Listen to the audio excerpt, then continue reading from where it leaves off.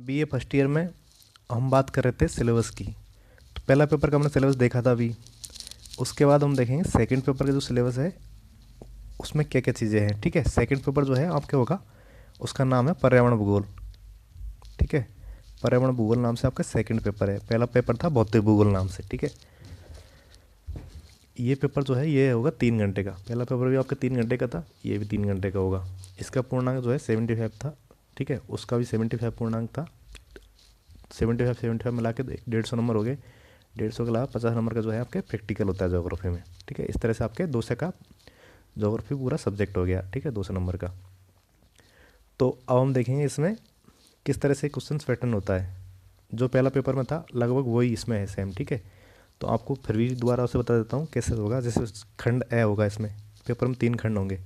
उसमें आपको 10 क्वेश्चन दिए होंगे। 10 में से आपको 10 के 10 क्वेश्चन सारे करने हैं। एक क्वेश्चन 1 नंबर का होगा, मतलब टोटल नंबर हो गया इसके 10 नंबर। ठीक है, पहला जो खंड है वो आपका हो गया 10 नंबर का। इसमें 10 ही क्वेश्चन आएंगे, एक एक नंबर वाले, मतलब छोटे क्वेश्चन आएंगे जी। ठीक है, जिनका आंसर 1 या 2 लाइन में लिखना, आपको लंबा उनका आंसर नहीं लिखना। ठीक है, इसके बाद खंड ब है, सेक्शन बी जो आएगा उसमें आपको 10 क्वेश्चन दिए होंगे। 10 में से आपको सिर्फ 5 क्वेश्चन करने हैं। ठीक है, 10 में से आपको 5 क्वेश्चन करने होंगे और एक क्वेश्चन होगा 7 नंबर का। इस तरह से हो गया आपके 35 नंबर। ठीक है, इनका आंसर आपको लिखना है 250 शब्दों, मतलब आप 3 पेज या 4 पेज कर सकते हो इसमें। ठीक है, इतने पेज भर सकते हो एक क्वेश्चन में। खंड तीसरा जो है खंड से, इसमें खंड से में 4 क्वेश्चन आते हैं। ठीक है, 4 बड़े क्वेश्चन आएंगे। 4 में से आपको 2 क्वेश्चन करने कोई भी। ठीक है, और एक क्वेश्चन होगा 15 नंबर का। 15 दूनी 30 नंबर, तो 30 नंबर का ये तीसरा सेक्शन हो गया। ठीक है, तो इस तरह से आपके 75 नंबर हो गए पूरे। अब हम देख लेते हैं सिलेबस। सिलेबस मतलब आपको कौन कौन सी टॉपिक्स पढ़ने हैं जो आपके एग्जाम में आ सकते हैं। ठीक है, क्योंकि आप अगर बुक्स पढ़ोगे तो बुक्स में बहुत सारे टॉपिक्स दिए होते हैं, वो सारे सिलेबस में आपके नहीं होते। आपको जो सिलेबस में है सिर्फ वही पढ़ने हैं, उन्हीं में से क्वेश्चन आएंगे। ठीक है, सीरीज पासबुक जो होती है उस वो सिलेबस के अकॉर्डिंग होती है, तो आपको उसको पूरी को पढ़ सकते हो, लेकिन बुक्स को आप पूरी नहीं पढ़ सकते। ठीक है, लेकिन दूसरी बात यह है, बुक्स अच्छी होती है सीरीज पासबुक वगैरह, वो फॉर्मेलिटी टाइप में होती है, वो सिर्फ पास होने के लिए होती है। ठीक है, अगर आपको अच्छी परसेंटेज बनानी है तो उसके लिए आपको बुक पढ़नी होगी, और कंपटीशन एग्जाम में आगे जो दोगे उसमें भी आपके बुक्स ही काम आती है। तो मेरी राय आपको ये है कि आप बुक्स पढ़ो, कोशिश करके बुक्स ही पढ़ो। अगर आप बुक्स पढ़ने की स्थिति में नहीं हो तो आप सीरीज पासबुक पढ़ सकते हो। ठीक है, इसमें आपके सिलेबस जो है सेकंड पेपर का, उसमें आपके 5 इकाइयाँ दी हुई है। ठीक है, इकाई 5 दी हुई है। इसमें जो पहली इकाई है, पहली इकाई जो है वो हम देखेंगे अभी इसमें क्या क्या चीज़ें, जैसे पर्यावरण भूगोल की परिभाषा।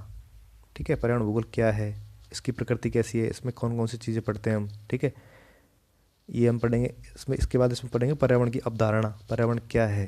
ठीक है, पर्यावरण कितने प्रकार का होता है, जैव मंडल क्या है, उसके कौन कौन से घटक है, जैसे अजैव घटक, जैविक घटक। ठीक है, मानव पर्यावरण अंतर संबंध, मानव जो है पर्यावरण में प्रमुख घटक है, तो मानव का और पर्यावरण से क्या रिलेशन है। ठीक है, ये हम पढ़ेंगे। निश्चयवाद, संभववाद व नव निश्चयवाद, 3 विचारधाराएं हैं जिसके बारे में हम अध्ययन करेंगे। इसमें तीनों क्या होती है, ठीक है, इनके बारे में अलग अलग से बड़ा क्वेश्चन आ सकता है। ठीक है, तो इस तरह से आपकी पहली इकाई हो गई। सेकंड इकाई जो है इसमें आपके है पारितंत्र के बारे में। ठीक है, पारिस्थितिक तंत्र ये क्या होता है, इसकी परिभाषा क्या है। ठीक है, अलग अलग विद्वानों जो इसकी परिभाषा दी है वो क्या है, किसी ने इसको किस तरह से समझाया, किसी ने किस तरह से समझाया, तो आप पढ़ोगे इसमें। इसके कौन कौन से प्रकार है, जैसे स्थलीय पारितंत्र हो गया, जलीय पारितंत्र हो गया। ठीक है, समुद्री पारितंत्र हो गया, मरुस्थलीय पारितंत्र हो गया। इस तरह से बहुत तरह के पारितंत्र है, इसको हम बांट रखा पारितंत्र को। तो इसके प्रकार हो गए कई सारे। ठीक है, संरचना कैसी है इसकी, संरचना का मतलब पारितंत्र में जो जीव है वो किस तरह से रहते हैं, एक दूसरे से किस तरह से जुड़े हुए हैं, वो आएगी इसकी संरचना। जैसे उपभोक्ता होते हैं, अपघटक होते हैं, प्राथमिक उपभोक्ता होते हैं, द्वितीयक उपभोक्ता होते हैं। ठीक है, ये आपने छोटी क्लासेज में पढ़ा होगा, लेकिन यहाँ पे हम डिटेल से पढ़ेंगे इसके बारे में। ठीक है, वहाँ तो हमने साइंस में पढ़ा होगा, ये के लिए यहाँ पर ज्योग्राफी में पढ़ोगे आप इसको। ठीक है, इसके बाद पारितंत्र के कार्य, खाद्य श्रृंखला। ठीक है, फूड चेन, पारितंत्र में ऊर्जा का प्रवाह कैसे होता है, जैसे हम जो है कोई जीव दूसरे जीव को खाता है तो उससे उससे उसके वो उसको एनर्जी मिलती है, तो इस तरह से उसका ऊर्जा प्रवाह होता है। तो ये हम पढ़ेंगे इसके बारे में। घास के मैदान, मरुस्थलीय, समुद्री और पर्वतीय पठारी, ये सारे जो पारितंत्र है इनका हमको अलग अलग अध्ययन करना है सबका। घास के मैदान पारितंत्र का अलग करना है, मरुस्थलीय का अलग करना है, समुद्री का अलग करना है। इनके बारे में आपको डिटेल से पढ़ना है। इसके इनमें से क्वेश्चंस आते रहते हैं, ठीक है। किसी एक का पूछ लेगा, उसके बारे में आपको डिटेल से बड़ा क्वेश्चन पूछ लेगा वो। इसके बाद इकाई थर्ड जो है, इकाई तीसरी, इसमें पारितंत्र के संकट, मतलब वर्तमान में पारितंत्र मानव ने क्या किया है, कई सारी मानवीय क्रिया की है जिसके कारण पारितंत्र में संकट उत्पन्न हो गया, मतलब कई सारे खतरे उत्पन्न हो गए, ऊर्जा संकट उत्पन्न हो गया, प्राकृतिक आपदाएं आती है, ये नेचुरल रूप से आती है। तो इसमें बाढ़, सूखा, भूकंप, ज्वालामुखी, मृदा अपरदन, ये सारी चीज़ें जो है ये एक तरह की प्राकृतिक समस्या है। इनका आपको अध्ययन करना है अलग अलग सबका, क्यों आती है समस्या, इसके कौन कौन से कारण है, इसे हम कैसे रोक सकते हैं, इस तरह से आपको इस सबका अध्ययन करना है। मरुस्थलीकरण, ये भी एक इस टाइम बड़ी समस्या है, ठीक है। इसके बाद वन विनाश, वनों को हम लगातार काट रहे हैं जिसके कई सारे खतरे उत्पन्न हो गए, ठीक है, जिनका बहुत नेगेटिव इफेक्ट पड़ रहा है, तो ये भी हम अध्ययन करेंगे। हरित क्रांति जो है, इसके बारे में आपने सुना होगा, हरित क्रांति क्या है, तो इसका भारतीय पर्यावरण पर क्या प्रभाव पड़ा इसका, ठीक है, ये भी हम यहाँ पर अध्ययन करेंगे, ठीक है, क्योंकि हम पढ़ रहे हैं पर्यावरण का पेपर, तो उसमें हरित क्रांति का पर्यावरण के ऊपर इफेक्ट जो पड़ा है वो भी हम पढ़ लेंगे यहाँ पर, ठीक है। इकाई चौथी जो है, इसमें पर्यावरण का अपक्रमण, मतलब पर्यावरण का जो निम्नीकरण हुआ है, पर्यावरण को जो नुकसान पहुँचा है वो पढ़ेंगे। धारणीय विकास क्या होता है, धारणीय विकास मतलब ऐसा विकास जिससे पर्यावरण को नुकसान नहीं पहुँचे, विकास भी होता रहे और पर्यावरण को नुकसान नहीं पहुँचे, तो उसके बारे में भी अध्ययन करेंगे ये क्या होता है, ठीक है। इसके अलावा हम पर्यावरण प्रदूषण के बारे में पढ़ेंगे, जैसे जल का प्रदूषण हो गया, वायु, मृदा, ध्वनि, रेडियोधर्मी, ये सारे जो प्रदूषण है 5, इनका आपको अध्ययन करना है, ठीक है। ये प्रदूषण कौन कौन से कारण है, जैसे जल के प्रदूषण के कौन कौन से कारण है, इसे हम कैसे रोक सकते हैं, ये सारी चीज़ें, तो 5 प्रदूषण जो है इनका हम आपको अलग अलग अध्ययन करना है।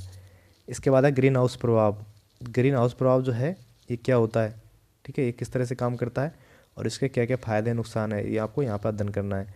ओजोन परत जो है, ये भी इसका नाम आपने सुना होगा, ओजोन लेयर का, ठीक है, O3 का। तो ये जो लेयर है इसके हमें ये क्यों ज़रूरी है हमारे लिए, ठीक है, पृथ्वी के लिए ओजोन लेयर जो है क्यों ज़रूरी है, इससे वर्तमान में कैसे नुकसान पहुँचा है, वो भी हम अध्ययन करेंगे। इसके बाद जैव विविधता एवं उसका संरक्षण। जैव विविधता का मतलब है विभिन्न विभिन्न प्रकार के जो जीव जंतु पाए जाते हैं, पेड़ पौधे हैं विभिन्न प्रकार के, उसे हम जैव विविधता बोलते हैं। तो जैव विविधता क्या है एवं उसका हम संरक्षण कैसे कर सकते हैं, मतलब उसे हम कैसे बचा सकते हैं, क्योंकि वर्तमान में मानव क्या कर रहा है, पेड़ों को काट रहा है और जीव जंतुओं को मार देता है, उससे क्या हो रहा है, जैव विविधता जो है लगातार कम होती जा रही है, तो इसका हम कैसे संरक्षण कर सकते हैं ये हम यहाँ पर पढ़ेंगे, ठीक है। नेक्स्ट इकाई है इकाई 5। इकाई 5 जो है इसमें पर्यावरण प्रबंधन के बारे में पढ़ेंगे, क्योंकि जो पर्यावरण को नुकसान हुआ है, लगातार पर्यावरण खराब होता जा रहा है, उसको हम मैनेज कैसे कर सकते हैं, कैसे हम उसको मैनेज कर सकते हैं जिससे वो सही बना रहे, ठीक है। तो इसमें मृदा, वन, जल, वन्यजीव, ऊर्जा, आपदा प्रबंधन, ये सारे जो मैनेजमेंट है पर्यावरण से जुड़े ये सारे आएंगे, ठीक है। इनके सबका अध्ययन करना आपको। मृदा को हम कैसे बचा सकते हैं, वनों को कैसे बचा सकते हैं, वन्यजीवों को कैसे कैसे बचा मैनेज कर सकते हैं, तो ये सारा पर्यावरण प्रबंधन में आएगा, ठीक है। इसके बाद पर्यावरण जागरूकता एवं पर्यावरण शिक्षा। इसका मतलब है पर्यावरण के बारे में लोगों में कैसे जागरूकता फैलाई जाए, ठीक है, उनको कैसे शिक्षित किया जाए पर्यावरण के बारे में, पर्यावरण क्या होता है, पर्यावरण के क्या लाभ है, पर्यावरण को कैसे नुकसान हो रहा है, ये सारी चीज़ें उनको कैसे बताई जाए, ये आएगी पर्यावरण जागरूकता एवं पर्यावरण शिक्षा के अंतर्गत, ठीक है। इसके बाद भारत में पर्यावरणीय समस्याएं एवं उनका नियोजन। यहाँ पर हम ये टॉपिक जो है ये भारत के संदर्भ में है, मतलब भारत में कौन कौन सी पर्यावरण के संबंध जुड़ी समस्याएं आ रही है, उनको हम कैसे हल कर सकते हैं उनका, ठीक है। तो इस तरह से ये टॉपिक है। इन ये जो सारे टॉपिक दिए हुए हैं यहाँ पर, ये आपके सिलेबस में है, इकाई से 1 से लेकर 5 तक। ये आपको अच्छी तरह से इनको पढ़ना है, इन्हीं में से क्वेश्चन आएंगे। यहाँ पे कोई ऐसा टॉपिक जो दिया नहीं होगा वो आपके एग्जाम में भी नहीं आएगा, ठीक है। एग्जाम में सिर्फ यही टॉपिक्स आएंगे। इनका अध्ययन आप बुक में भी कर सकते हो या सीरीज पासबुक वगैरह में भी कर सकते हो, ठीक है, लेकिन पढ़ने आपको यही टॉपिक्स है। तो इसमें से क्वेश्चन पैटर्न जो रहेगा वो मैं आपको फिर से बता देता हूँ। जैसे इकाई 1 से लेकर 5 तक दी हुई है, तो इसमें से जो एक नंबर वाले क्वेश्चन है सब में से 2-2 आएंगे, ठीक है। 10 क्वेश्चन आएंगे तो सब में से 2-2 क्वेश्चन आएंगे। इसमें से सब में से 2-2 क्वेश्चन आएंगे एक नंबर वाले। इसी तरह जो 10 क्वेश्चन आएंगे 7-7 नंबर वाले, उसमें से आपको 5 करने होंगे, तो सब में से 2-2 क्वेश्चन आएंगे 10, ठीक है। 5 इकाई है, 2-2 क्वेश्चन, इसमें 2 इसमें से 2 यहाँ से 2 यहाँ से, इस तरह से सब में से 2-2 क्वेश्चन आएंगे। 2 में से आपको 1 करना है, 1 इसमें से करना होगा, 1 इसमें से, 1 इसमें से, इस तरह से आपको 2 में से 1 क्वेश्चन करना है, 1 छोड़ना है, ठीक है। इसी तरह जो बड़े क्वेश्चन आएंगे, तो बड़े क्वेश्चन 4 आएंगे, 5 इकाई में से 4 क्वेश्चन आएंगे बड़े, ठीक है। 5 में से 4 क्वेश्चन आएंगे, ठीक है, और 1 में से 1 आएगा, किसी 1 में से नहीं आएगा, ठीक है।